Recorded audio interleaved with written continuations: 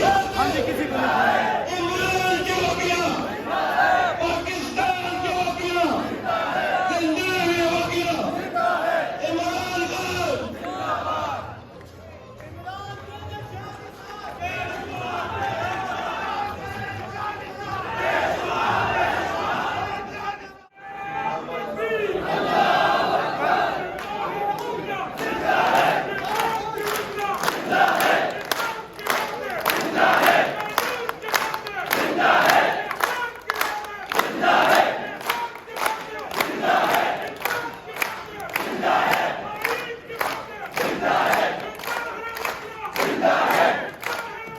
जिंदा है।